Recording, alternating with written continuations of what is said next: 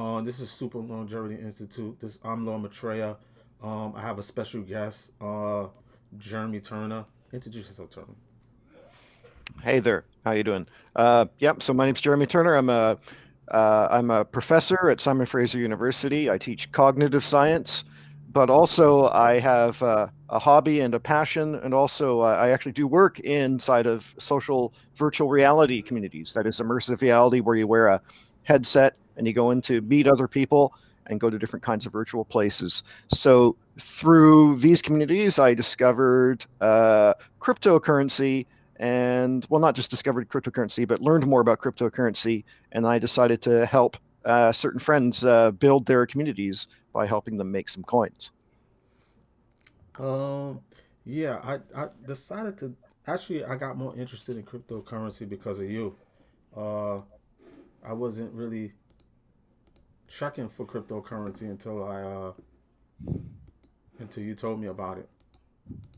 Um, I seen something on the Breakfast Club, Hot 97. I don't know if it broadcast all the way to Canada. It's very popular here in the States. And Akon was a guest there, and he was talking about cryptocurrency. But the host of the show on Hot 97 on the Breakfast Club, they did look really confused and very skeptical about cryptocurrency. So I thought that because I like what Akon is doing, and I think we should replicate that here, duplicate that here on some level, using cryptocurrency uh, to as a medium of exchange in his city exclusively will be a first. And I said, you know what? Let's see what. Let me pluck your brain about seeing how we can use cryptocurrency. Hip hop is here can use cryptocurrency to empower themselves. How did you get into cryptocurrency again?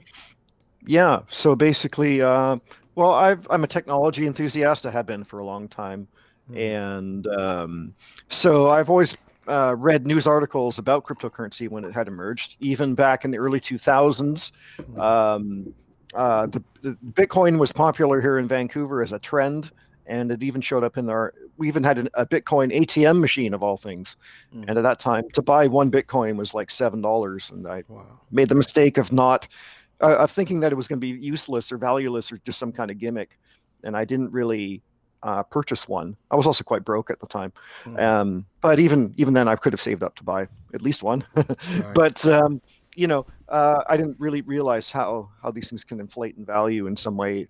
But anyway, that evolved to learning about other cryptocurrencies, just because I read about it through blogs and things like that. So I read about alternative cryptocurrencies like Ethereum, which is not just like Bitcoin. Mm-hmm. And then the thing that really got me into cryptocurrency was when I started entering social VR worlds, so immersive virtual reality worlds where you wear your headset and you go Mm-hmm. into a world and meet people as if they're actually there, and meet different communities there, and you can exchange money with them. So each social VR world, at least each fully developed one, has their own native cryptocurrency from which you can exchange. In exchange for what? For goods and services. So I could hire someone to make something for me, for example, Mm-hmm. or I could hire, or I could spend these virtual coins to buy goods, not just services. Um, but I like the whole idea of not just keeping a community contained and empowered in their own way. This, for example, there's a community called Neos VR. Mm-hmm. Um, they have a world with different communities, very creative communities, making different things and offering Mm-hmm. different services. And you could tip them for help, or you can give them these coins. And these Mm-hmm. coins aren't just coins that could be spent within the community; they can actually be cashed out through an exchange to Ethereum, and then you can trade from there, or even make your own coins once you have your own Ethereum. And I was thinking, virtual communities have access to their own coin, which helps them feel like they're more part of the community because they're Mm-hmm. participating in their own economy. It gives Right. them empowerment, but also it has real exchange value outside of the virtual world. And I'm thinking not just virtual worlds, but any community could have some kind of community cohesion and also empowerment by having their own coin, even if it starts out valueless to begin with, right? The community creates consensus value to inflate the value of this coin. And I think it's a great way for communities to empower themselves, especially if they want their own control over their lives and what they wish to do with their goods and services in their economy, and how they wish to engage with other community members and the outside world too. Question for you, Jeremy. How? What's the six? How can this currency be hacked? What's the securities around? How secure is this from being hacked and uh, being stolen online? Yeah, I'm not a securities expert when it comes to cryptocurrency at all, Mm, but I will say that I think it's difficult to hack, but you can hack these currencies. mm, Certainly, there have been kind of thefts of currencies happening. So then the real question is, how much more secure is it than most of us don't have money in cash on us right now. We have it right, in a bank as numbers, right? So I right. mean that could be hacked in too. Same with a credit card. So I mean, again, I'm not a securities expert. That's not my place to say. But I guess the question really people have to ask is how much more or less secure is it than what we're already using? Mm, And I think, yeah, it's hackable. I think, but it's not. I think it's harder to hack. right. And the reason why I asked that is because I noticed the host on the Breakfast Club, they were concerned about the security and how, and they were also concerned about what the value of the coin. They didn't understand how it can be valuable, um, and Right. that they had some concerns about how how it's gonna is it gonna be around for a long time? What's the longevity of Bitcoin? I mean of cryptocurrency, because I did hear Warren Buffett talk about how it probably won't be in existence for a long time. Now he can be wrong like anybody else. He's only human. What do you think about Right. that? Well, there's different things to address there. I mean, there's different kinds of cryptocurrencies, like major cryptocurrencies that can be broken down into Mm, smaller ones, right? mm, So I think a big difference between, say, let's say, Bitcoin and its derivatives and Ethereum is that Bitcoin is more like it really is like a commodity that you want to store, like gold almost, or something like that. Bitcoin is something I don't really see for trading as much because of the value. First of all, the value of it's so high for one of them. mm, Um, and I find that a bit more people are hoarding it more than trading it, maybe, huh? To try and see if the mm, value keeps on going up. And so there's not much, I guess, what you call liquidity that way for that. Whereas Ethereum is an alternative kind of coin, and you can break it down very easily into what are called ERC altcoin tokens or alternative coin tokens, and every community can have an ERC token or another token that's broken down from a different kind of blockchain. So, for example, let's talk about Acon for a minute. Acon has the Acoin, which is an altcoin token based on the Stellar blockchain. Neither of so those are let, Bitcoin. Yeah. let me Mhm. stop you real quick because my audience is not may not know the difference. They don't know too much about blockchain. They don't know what Mhm. blockchain is. Before we start getting into the different blockchains there is, can you just break down what blockchain is for my audience? Because I don't know if everybody knows that about what blockchain is, and that there is even different cryptocurrencies. They don't know too much about Right. that. I'm trying to Yeah. reach some people that don't really know about cryptocurrency at all. Yeah. Well, the banks normally centralize and control and mediate the flow of exchanges, right? Like who Mm, bought what from who, mm, right? And usually there's your name attached to what you bought, especially in credit card purchases. mm, People know what you bought. Within blockchain, there's a way to decentralize or take away um, who bought what from who in a personalized way, but also to how would you put it? Every every person involved in any person involved in that kind of transaction owns sort of a piece of that transaction. So there's still kind of a more permanent record of that transaction. And these records are held on different computers. mm. It's decentralized that way. So everyone has a piece of that transaction in a way, or can store a part of that transaction. So there's a way to retrieve that transaction. There's a way to monitor it while it's still being anonymous to some degree. Wow. So so it's not a single bank that hoards the numbers. It's Mm-hmm. the numbers are distributed across computers. I think that's sort of the simplest way I can think of saying it. But a blockchain is a chain of transactions that are stored across different computers. Mm. So so. that way it's what they call decentralized, or not in one single place. It's across all these different computers. So, um, Right. but that means different things depending on the kind of coin we're talking about. So there Mm-hmm. are different kinds of crypto coins or cryptocurrencies that exist on these particular blockchains that are programmed by particular people. And the most popular one that people may have heard of is Bitcoin. Mm-hmm. And Bitcoin has fairly high value per digital coin now. So what that seems to mean in terms of behavior is that people tend to hoard it Right. and not necessarily spending it. Um, and as far as I understand, it's difficult to break the coin down into smaller coins which communities can use. Mm-hmm. Um, so that's a tricky one.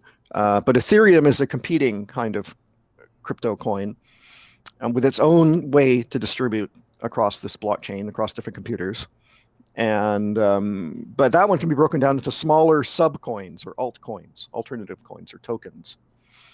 So you can make your own coin. I made a coin for you, for example, the Right. Herc coin. Right. Uh, I can make that for you Thank you from for that, by the Ethereum. way. Yeah. Oh, of course. Of course. And Acon made the Acoin, his Acoin, from another blockchain, another kind of coin network called Stellar. Mm. Right. So the ones that have coins, altcoins that can come from a main coin, Mm-hmm. that gives individual communities more empowerment and the ability to spread around their coins, and also use their coins to buy and sell things either across their community or outside the community eventually, once the value of that community goes up in the eyes of other people. Right. So I mean, these numbers are valueless. These coins are valueless until at first the community assigns value to them. Mm-hmm. Now, that could be any community. It could even be the dark web community where they buy and sell illegal things and services, but that's technically a community where the value of that coin goes up or down. Mm-hmm. But also it can be, cultural communities such as Hip Hop Nation. And of course, Akon sees the value in this. He sees a way to empower all of Africa from Senegal, from Akon City within there. Mm-hmm. He's found a way to make this Acoin, which is really just an altcoin piece of the Stellar network. Right. And he chose Stellar, I think, because you have to have some kind of legal verification to make that blockchain work for you. So I think in that way, it's sort of legally verified, and yet you can still work anonymously. You can still receive and buy these coins anonymously, but you Mm-hmm. have some kind of legal backup in case things go wrong. So Right. it seems less like a scam, Right. I think, is what he's trying to do. So he's trying to make a legal kind of currency, but at the same time, one that's a cryptocurrency, which means that the central banks of Africa don't necessarily control it, or no one else controls it, but Akon City, they control their coin. Right. Do you think that hip hoppers can be successful with this cryptocurrency here? As far as because the situation with hip hop is that I think that the labels are really giving a bad deal to hip hoppers as far as contractually with 360 deals. And what 360 deals is that the label uh makes money off your likeness, so off your merch, your tours. Their hand in your pocket in everything you do. So I'm trying to figure out a way that hip hop could use the cryptocurrency so they could sidestep that. Another thing, Live Nation has a monopoly on the concert, and that's where most of our money comes from, is from touring. So when one company has a monopoly like that, the reason why you hear only one type of voice in the culture is not because of the artist. It's because anybody in the urban community that's coming out of the urban community, they know that what the labels want. The labels tell them what they want. They rap about it, and they feel like they have no choice. So I wanted to see how cryptocurrency we can use cryptocurrency to so we can get out of this economic whirlpool that we're in. Right, right. So cryptocurrency by itself doesn't make a community. The cryptocurrency by itself only reinforces a vision that could be there in place already. So with Akon City, the reason why people are liking the idea not is he's had a vision for it where he can find a special kind of employment for people across Africa to and to go to this futuristic city. That's part of that vision, right? This futuristic city, people from around Africa can go to, I guess after COVID, and work there and get known for being part of Acon City, and then therefore being part of this community will give them some community identity, but also some marketing representation, I guess, not just from the government of Senegal, but also from Acon endorsing it, also from and it's that vision that brings those people in to want to go to Acon City. It's super futuristic looking, or it's going to be Wakanda. There's that mythology of Wakanda from like the Black Panther Marvel movies. I think that sold Acon City right there to many people. The idea that a technological utopia is possible in Africa, when the stereotype is that it could never be possible there. And that movie, I think, broke that stereotype for mass culture, people outside Africa, like myself, even. Like oh my God, like for sure, this is, people can control their technological future from no matter where they're from, right? And it's our stereotypes that bring people down. And I think what he did is he tied in his own personal wealth and his own marketing acumen with the Senegal government, but also tied it with a myth like Wakanda, saying, look, not only is this theoretically possible, but we can make this possible. We have the money to start building it.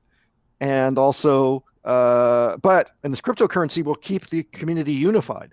We'll keep it empowered, right? But it didn't make the community. I think people are blaming him maybe because they're saying, well, how is a coin going to make Acon City? But that's not really the way to look at it. The coin is there to keep community cohesion, and also to empower that community to feel like they have their own community, that they have their own autonomy within that community. But it doesn't make the community. So for Hip Hop City, the Hip Hop Nation, the idea is to think of a clear vision for what you want that to be, and the currency is just one aspect of that. To keep community cohesion there. There's different ways you can do that. In terms of music, I mean, you have to ask yourself when you think of that vision, when you clarify it for yourself, when you articulate it, is hip hop only about music, or is it about a broader culture? And if it's a broader culture, then it's not just about the I guess you said the Live Nation and those places just taking those artists away. You can think of a bigger vision that includes music, of course, but could be going outside. And that is something where you could probably get people not only into Hip Hop City, but also the musicians from represented there to actually want to go there and work with, let's say, for example, your Herc coin that was made for you, over just taking little pieces of money, tiny pieces of money from Live Nation or something like that. I definitely like the fact that you're in both fields. You're really into cryptocurrency, and you're also into virtual reality, especially when we're in this pandemic. I see tying those things together. This makes sense in this time period that we're in because of social distancing. I definitely thought, when we were discussing the cool Herc coin, linking virtual reality with cryptocurrency, and having a hip hop city virtually first before physically first, especially in this time period, just makes sense to me. Well, you know what I'm saying? So, I know I was talking to a friend of mine over the phone yesterday, and he thought it was a great idea too, with just building the hip hop city virtually, and also using cryptocurrency around that. How do you think that would work? Working both of those things together, just putting those things together, integrating those two things, cryptocurrency and virtual reality, just bringing those together. How do you think that would work as a business model before we can even have a physical city? Just having a virtual city, it makes sense. Yeah, well, networking with other people in marketing is everything for any kind of community like this, especially in a virtual community. There are different social virtual reality platforms that already exist that have a core currency already, have their own, and you can leverage off these kinds of platforms by working with these communities within the platforms. There are some hip hopper type people I've met in Neo's VR, for example, and they have their own micro community already within there, and they would probably like the idea of further autonomy. In terms of identifying even more with particularly their interests and their culture, because Neos is just a platform, right, for all different kinds of cultures. But then to have one within it, maybe that coin temporarily could be exchanged with, let's say, Hertcoin, like the Neos coin that they have, Mm-hmm. right? And then you can build a world within a platform like that. So you don't have to build from scratch, really. Like, well, you don't have to. You can build one from scratch, but you don't have to figure out a brand new VR platform or anything like that. That's a big headache, right? Mm-hmm. The barrier to entry to make something is much easier in social VR worlds today. And then it's a case of creating that community and promoting and marketing that community. That's the challenge. Is you found these people, let's say in the social VR world, like Neos. I can think of actually very particular individuals you might want to meet once you go in there Mm-hmm. to network with, and then talk with them about. And then from there, these people are builders and programmers, right? So they can help as resources for that, probably volunteer Mm-hmm. for a while. And then from there, but then the key thing is what makes it successful. Well, that's all like what makes anything else successful. It's marketing, promotion, ways to package it such that people understand. But that goes for anything really. So, but if you have those things in place, then you have something very easy to market. Mm-hmm. Right? That's what I Yeah. would say. And a virtual community first is way more practical right now. Even for Acon, I'm surprised Acon hasn't just done that right now. He can do it right now. He doesn't Right. have to wait. How many years does he have to wait right now? Like a few years Yeah. to actually make Acon City appear in Senegal? Well, if he wants to generate more hype with that, why doesn't he just get some builders in a VR space and just simulate it for now and get the economy going now? He could plug an Acoin to that right now if he wants. I just don't understand Mm-hmm. why he's waiting. Maybe he doesn't understand or hasn't encountered social VR yet, or maybe he doesn't think it's. Maybe he thinks he doesn't want a temporary solution. He wants to get right into the big hype right away. I mean, the guy has money, so he can take all sorts of risks. Maybe Right. that's part of it too. He has his own capital. So I mean, but for people that don't have their own capital, then it's a Mm-hmm. case of the good thing about making a coin is you can make it for very cheap, almost free, as you found out, right? Right. Right. And then from there, yes, it starts out valueless. It's just a number or a series of numbers. But then from there, you have something to build from. You have something to exchange with when you're ready. Mm-hmm. And that is the power of something like a cryptocurrency. Mm-hmm. And it can go up in value. Whatever you do for your community will go up, make it go up in value. And that creates real financial value for communities that don't normally have access to centralized financial resources. Mm-hmm. I mean, communities are in charge of their own currency. It means they become more autonomous, don't they? They're Right. more empowered. They're not as dependent from central governments and things like that. Wow. Uh. So it sounds like you think that this cryptocurrency is gonna, it's not going anywhere. No, no, It's that's not gonna what I'm be saying. around. Oh, you mean I think it's gonna. I think cryptocurrency could stick around for a while, especially if governments aren't very stable.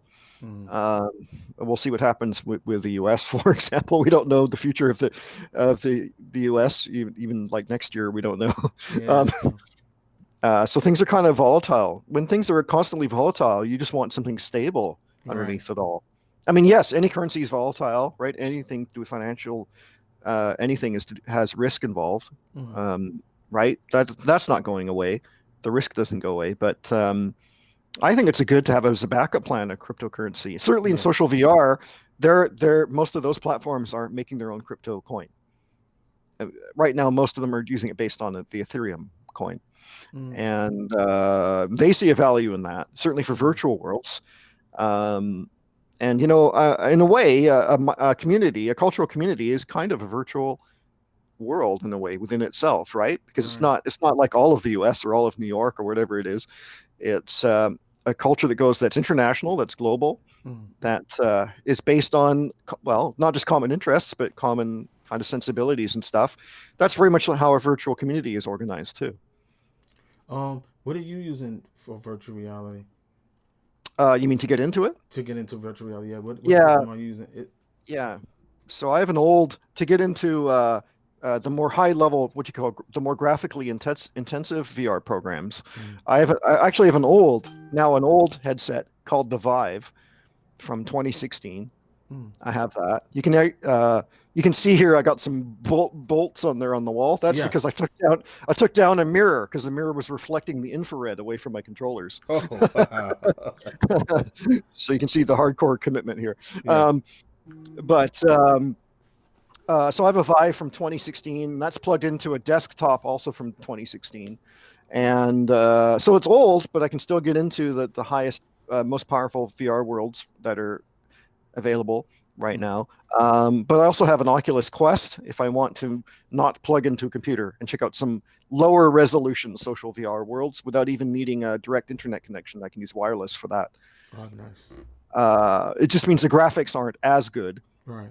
as let's say for Tivoli Cloud VR or Neo's VR or Sansar VR. These are higher level graphical programs that look more realistic and are more powerful, right? What? But I use different solutions. Yeah, sorry. That's okay. What's the pricing on the higher end VR programs? Well, as I said, the hardware I talked about initially is from 2016, Mm-hmm. so things have gotten a lot cheaper. You can now get any gaming computer, desktop, or even gaming laptop now for how much? I don't know. I'm in Canada, so that'd be like probably let's say for about 1,500 to 2,000 Canadian, Mm-hmm. you can get which is maybe let's say for solid 1,500 American, Mm-hmm. you can get a good enough computer to run high end VR, and then the headset you can actually use this Oculus Quest, this wireless Quest. You can use it to plug in to also to your computer. You don't have to run it wirelessly and Right. without being tethered. And that now there's an Oculus Quest 2 that just came out. As long as you have a Facebook account, you just need a Facebook account for that. But it costs like I don't know $400. Yeah. So you add that to maybe for about $2,000 you can go into high end VR, or if you want to go into lower end VR, it's about $400. So $4,000 to $2,000. $400 to $2,000 American, but that would be accessing social virtual communities even at $400. Right. Right. Providing you have, of course, you need wireless in your house. So I guess it's another 50 to 70 a month or whatever it is you pay over there Wow. to have wireless. This So is this is the perfect time to do something with virtual reality. I have to hurry up. I now have a new producer, so he's gonna be doing all my work for me. So yeah, because this is definitely the time. And I know that a lot of hip hoppers they don't know too much about VR, but they're definitely interested, especially around this time. And this thing with cryptocurrency, man, I really think that is a good idea for all hip hoppers to pay attention to what's going on with cryptocurrency and get involved because again, we don't know how stable the economy is going to be anywhere. And as a backup plan, I do agree that get into something that might be more secure is definitely. They used to say gold. They used to, everybody when right. I remember like around when the what do you call it? Like when what was it called? When they thought the internet was gonna go out for good. I forgot Oh the yeah, name. Y2K. Y2K coming around. Everybody was talking about gold. You gotta get gold. People were screaming on top of it. You're not gonna be able to go on the computer. Everything's gonna be shut down.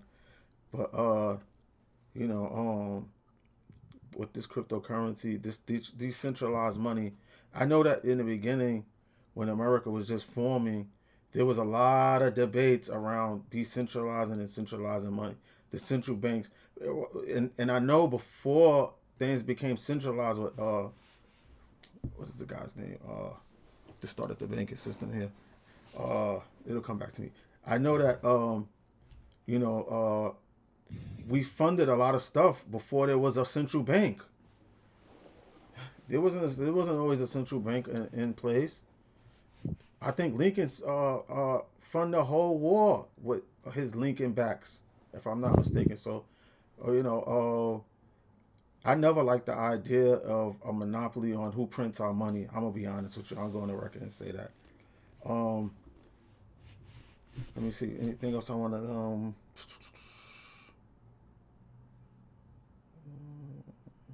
Oh, that's a question I want to ask. So cryptocurrency is anonymous. So if anyone out there wants to start a coin on any type of on any blockchain, they will be anonymous. No one will know who they are, but the transactions will be recorded, right? Yeah, When the somebody recorded. uses that coin. They're sort of archived. The transaction, the ledger is the history of the transactions is archived Yeah. across different people's computers. Right. Yeah, but who the person is usually like a serial number, a serial number, a bunch of serial numbers really based on different exchanges and different other things. They're all represented by these kind of serial numbers. Mm. And there's some mainstream businesses that's dealing with that has cryptocurrencies also, right?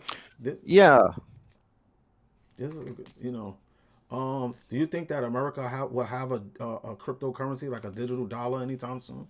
You think they'll be? well, well, Facebook, which you might say is the real world government, um, they have their own cryptocurrency called Libra. Right. That's right. That's right. Right. So maybe, I don't know, people are slowly coming into Facebook or having to deal with Facebook or having to commit their privacy and their identity to Facebook. As we see with VR too, with the VR headsets they've created, the cheaper ones, you now have to sign into Facebook to use their VR headsets. So I think they're thinking that way. I think they're going to start, they have their own social VR community, which is not open to everyone yet, called Horizon, and they're going to, I'm sure eventually they're going to tie in their Libra coin as the currency for that marketplace there. And then they're going to probably make people go into Facebook, as I said, to use these cheaper headsets, not for the more expensive ones, but the cheaper headsets that Facebook own. There, you need a Facebook account now. So they're definitely trying to re-centralize rather than decentralize. They're trying to re-centralize cryptocurrency and all those things, I think, together as one big, one world government kind of coin. We'll see what that means for everyone, and how successful that will be. There's a lot of backlash already against them for doing that, but we'll see what that means. But yeah, technically they have a cryptocurrency called Libra. Can people buy that coin now? Can they I purchase? think so. I think so. I haven't invested in any, but Mm. I think you can. Wow. So this a natural integration between the virtual world and cryptocurrencies. That's what I'm seeing. That's what I'm getting from you. Yeah, Wow. yeah, and This that's is what where they're going. Zuckerberg's trying to They're do. verging. They're Yeah, converging. that's right. They're Right. absolutely Right. converging, and Zuckerberg already knows this in advance. I think Acon knows this in advance, although Acon hasn't mentioned yet, as far as I know, anything about virtual worlds. But Right. I'm sure if you were to mention it once to him, he'd probably just go and do it. The guy has so much money, and you just hire a bunch of people just to make it happen like next week or something. But um, Right. certainly Zuckerberg's totally on board with the VR. He's always talked about the promise of social VR and the promise of cryptocurrency, Mm. especially if it's his. No, he's way ahead of a lot of people. People have to realize this might be a big reality. This convergence, not just between cryptocurrency and virtual communities, but also AI and how that comes into play as well. Any books you can suggest on the history and the future of virtual reality? I've read a lot of books about the philosophy of virtual reality and their potential. One is by a friend of mine, Michael Heim. He wrote a bunch of really good books in the 1990s about the potential of virtual reality. Mm. In terms of the hardware he talks about, of course, he's from the 90s at that time, so it's kind of dated. But what he talks about, the bigger picture stuff he talks about, certainly still applies today, for the hardware today. Consumer VR is a fairly recent thing. VR Mm. has been around for a long time, Right. but consumer grade VR, where you can actually go to a store and buy it and it's good, is only the past few years. So we're just starting to see some interesting books come out now, but it's not. I don't know if a really good higher level book is out at the moment for that kind of thing. What about cryptocurrencies? Any books that you can recommend to my audience? Honestly, my interest in cryptocurrency has just been through blogs and websites, and also from talking to people that run virtual communities Mm. and the crypto. So I'm not an expert in cryptocurrency generally. I don't consider myself that, but I Mm. do help as a hobbyist make coins for people such Right. as Right. you. So I don't have any. I'm not in the cryptocurrency community enough to recommend books. Okay, that's fine. Yeah. Uh, uh, let me see. Anything else I want to ask? Oh, um, yeah. How did you get into transhumanism? I'm going to ask How you a to get into question. transhumanism? Yeah, let me think about how I got into it. I've been into it since the 1990s. Mm. So I think what really got me into it, I mean, I've always liked the idea of, since I was a really young kid, Mm. about technology and robots and things like that, and science fiction, and from a really young age. And I was interested in VR from a young age too, because of Tron, the movie Tron in 1982. Oh yes, yeah. yeah, I mean, the idea of being inside a computer world, a virtual world, a fantasy world, certainly influenced me. All those things influenced me from a young age, Mm, even to the point where I wanted to try and study AI when I was a kid. Um, but it just looked too daunting for me at the time. But in terms of transhumanism, I guess the thing that really got me into it was I read Eric Drexler's Engines of Creation yeah, book about yeah, nanotechnology. yeah. And he wrote that book in, I think, in 1986, but I read it later. I read it in 1998, I think. Mm, And what I was reading in that book seemed to talk about this future that we could have mm, in technology. We don't have it yet, but we could have. Nanotechnology allows for us to create whatever we want and also to create redesign ourselves, mm, and including changing our lifespan and all that, having more control over not just the external environment but also ourselves. And I was really inspired by that, especially because he methodically outlined the ways he can do that. mm, mm. It wasn't just a dream, really. I mean, people said he was a dreamer until he started having research assistants and researchers to actually produce some of the stuff he's talking about. But he had a very good game plan for how we can structure society. He saw it as both potential and a warning Mm-hmm. to have a society like that. I think I took it as potential, not a warning. Mm-hmm. I actually like the potential, the rewards of it. I focused on that, Mm-hmm. and so I think that's what got me to transhumanism. And from there, I joined transhumanist communities pretty actively, and saw, because I saw this could be a future that could be beneficial to not just humanity but other species as well, like can help the environment as well and things like that. Not just selfishly for ourselves, but actually fix a lot of our human caused problems too, or help fix. So nothing's ever a pure cure, but so I had this kind of optimism in what we could do, Mm-hmm. and that got me to transhumanism. Yeah, nanotechnology. I read in the Singularity is near by Ray Kurzweil about using that nanotechnology applied to virtual reality. What I think they would call foglets, but where it's connected to your senses, and you won't be able to tell what's real and what's not real. It'll be so close to reality, and I thought that was really interesting. I would love to see the day where virtual reality is seems so real that it's connected to your senses, and you couldn't tell the difference. Yeah. How long do you think that that day is where virtual reality is that sophisticated? Well, again, it depends how much of there is a cultural resistance to the technology, Mm. right? Cultures can push back the development Yeah, of that's right. technology, Yeah. right? I mean, so if there isn't cultural resistance, let's assume there wasn't any, we could probably have it in a few years, like under 5 years. Wow. Um, again, people need to promote it. They need to back it. If they resist it or don't want to buy into it, then it's not gonna the demand will lower and there'll be more skepticism, and then that creates the barrier there. Mm. Um, and so that part is harder to predict. Also, who knows? The world could collapse next year anyway. So I mean, but we Mm. don't. But assuming none of that's in the way, I think things can happen very quickly. I mean, the VR already even in 2016 when I first got my hardware, some of the worlds look quite real, Mm. even then. So yeah, I mean, yeah, I'm still using these bulky controllers and these bulky headsets that are kind of heavy, but it's getting lighter and lighter, cheaper and cheaper, and the realism is, at least for the high end stuff, is looking pretty good already. To the Mm. point where when you take off the headset, you kind of do a double take of this world. You see the glitches in Wow. this world and the frame rate, and the resolution. You pay more attention to it because actually the resolution in these VR worlds, some of the VR worlds, is very close already. Wow. So if I mean, if I were to show you what I meant, you'd go, yeah, I see what you mean. But Mm. so how many years really? I mean, we're almost on the verge of that now. Mm. So let's say without cultural resistance, probably five years, but with cultural resistance, who knows, maybe 20, 30 years. Wow. Right. It Yeah. depends on the resistance, right? And what Yeah. happens to us in the meantime, right? I think Kurzweil seemed to think that cultural resistance would not slow people down, that technology would happen regardless of cultural resistance. But that's where I disagree with him a bit there, because I've Yeah. seen Me how too. cultural resistance has delayed things. Look at the space Yeah. program. In 1986, the Challenger accident Oh, I remember that. Yeah. totally tanked the space program Yeah. That's nationally. what did it. The U.S. Yeah, yeah. I And since then, remember I've that. lost interest.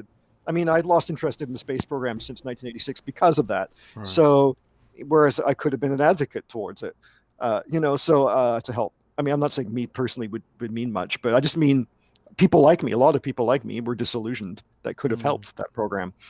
So again, same with AI. People are scared of AI. The fear of AI is what's limiting AI mm, development, in my opinion. It's what's slowing it down. We could have something probably a lot. If we had a real Manhattan Project kind of thing for AI and AGI, and people weren't worried about it, we probably could have something very soon that would be full AGI. I think it's funny so. you should say you know culturally people can stop progression because in the city the thing is there was this book written that everybody read in the inner city, all the kids read, called The Pale White Horse. And in The Pale White Horse they talked about uh, the guy talked about microchips being implanted in people. And the other day I heard two fellas that I know online talking about they're gonna microchip us. And I told them, people are biohacking in the garages. These tools are Yeah. not. I said these tools are open to everybody. I said just because. I said, man, it's amazing to see what the biohackers are doing. They're doing it. Mm. They're implanting smart microchips in them, and they're turning on their car engines. They're entering their cars without a key. So these technologies are open to everybody, and the more people who get into technology, the less fear they have of it. And That's right. but I do understand the fear. I do Yeah. understand the fear, and my music and the education I want to do here at Super Longevity Institute is to definitely create an educational platform so that people will be less fearful and more and use these technologies for the betterment of humanity. Right. I think that people are more reluctant to move forward because what they see in these economic in the system that we're in now, they see the abuse of the dominant society and using technology that will only benefit some instead of the many. And so that's kind of where the fear lays. But with more education, more and a little bit more, and with some creativity, we can help, you know, sidestep that. Just like hip hop sidestepped the norm in the beginning when we were shut out and they took the instruments out of the schools. We didn't. Of course, that was a barrier, but that barrier actually created hip hop. So I think with creativity, you can definitely uh, uh, jump above the obstacles that are put in place in front of you. It shouldn't be an excuse not to proceed when you think that Yeah. you're gonna bump into a couple of obstacles. Yeah. I But share that's your just life. philosophy there. Yeah, that's Yeah. just I life. agree. Yeah. So man, I really enjoyed speaking to you about this cryptocurrency. Of course, I'm new to it myself. I'm learning as well as my audience, and hopefully we'll grow together. Um, I really think I'm thankful for your time, Jeremy. And I'm gonna have you back on, of course, to on the Super Longevity Institute show. Um, did you like to say anything else before we leave on the Yeah, just cryptocurrency quickly, question? I'm also learning about cryptocurrency. I'm not claiming to be a cryptocurrency expert, just for the Right. record. I'm learning with you, right? When Right. I made that coin, it was also to teach myself how to make a coin, to Mm-hmm. understand how people can be empowered, including myself, including you. So I just it's a work in progress. I didn't have a background in cryptocurrency. I don't have a background in finance. I'm Mm-hmm. learning about finance. I'm actually learning about finance for the first time, really, as I learn about cryptocurrency. Mm-hmm. It's gotten me interested in learning more about finance and how it works. I never had an interest before in Mm-hmm. economics or finance, and so I'm learning just as you're learning. Even though I've helped you make a coin, and even though I'm giving some kind of explanations or advice, really for me it's a learning thing. I'm learning, and I just hope that other people have the incentive to want to learn this stuff as well, because it could lead to financial empowerment for them if they Mm-hmm. learn this stuff and don't be in the dark of this stuff and try and figure things out for themselves or help friends like I helped you, make a coin. It helps me understand how this all works. It's a good experience. I don't know, and so yeah, I just wanted to say that I'm not technically a crypto expert. Oh, that's fine. I'm a student of it, just as you are at this point. I'm learning as I go. Yeah, we have something in Super Longevity Institute where we call each one teach one. So that's what we're doing here. Um, who do you think we should interview in a VR world that would be an interesting guest that you think I should try to get in contact with to bring on the show? There's a few people I can think of, Oh, a whole wonderful. bunch of people. I can give you a whole list of people that would be probably could do it, would do it. Oh, go ahead, go right ahead.